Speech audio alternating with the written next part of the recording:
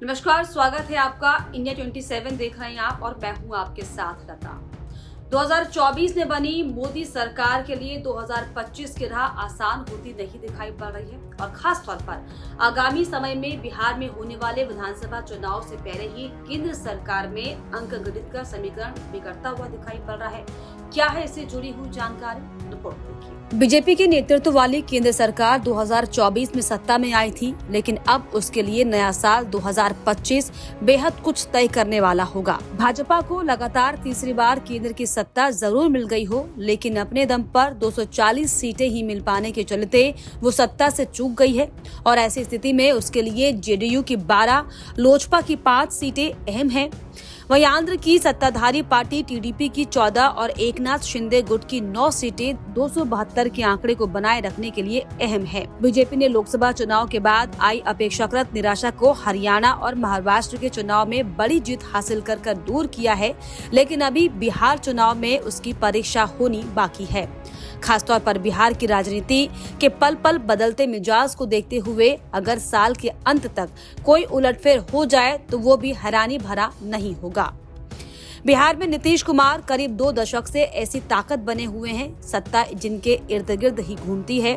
चाहे आरजेडी के सहयोग से बने या फिर बीजेपी के साथ सीएम नीतीश कुमार ही होते हैं।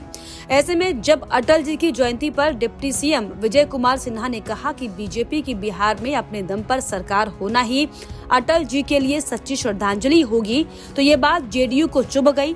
फिर जो पोस्टर जेडीयू ने लगाए थे उससे भी साफ कर दिया कि बिहार में नीतीश कुमार के नाम पर कोई समझौता नहीं होने वाला। जेडीयू ने साफ दिखा कि बात जब बिहार की हो तो चेहरा सिर्फ नीतीश कुमार का हो और इस तरह बिहार चुनाव से पहले ही महीनों पहले ही रस्साकशी का दौर जो है वो फिर से शुरू हो चुका है और अब इस रस्साकशी के बीच भी बीजेपी पर दबाव होगा कि बिहार यूनिट के नेताओं को साधे रखें और नीतीश कुमार से हार्ड बार्गेनिंग भी कर लें। दोनों दलों के लिए सीट बंटवारा भी आसान नहीं होगा। इसके अलावा चिराग पासवान, जीतनराम मांझी और उपेंद्र कुशवाहा जैसे नेताओं को भी बीजेपी साधे रखना चाहेगी। दरअसल बिहार का चुनाव नतीजा दिल्ली तक असर डाल सकता है। अगर यहाँ पर एनडीए को चुनाव में पराजय झेलनी पड़ी तो फिर बीजेपी और जेडीयू में खींचतान दिख सकती है और इसका सीधा असर दिल्ली तक दिखेगा। इसीलिए बीजेपी के लिए बिहार का चुनाव महाराष्ट्र और हरियाणा से कम महत्व नहीं रखता। अगले ही महीने दिल्ली में भी विधानसभा चुनाव है। यहाँ का नतीजा बीजेपी के लिए अहम जरूर है, लेकिन इसका असर केंद्र की सरकार पर नहीं दिखेगा।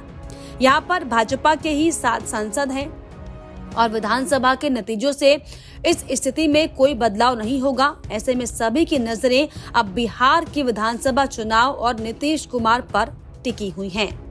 Desk report, India 27।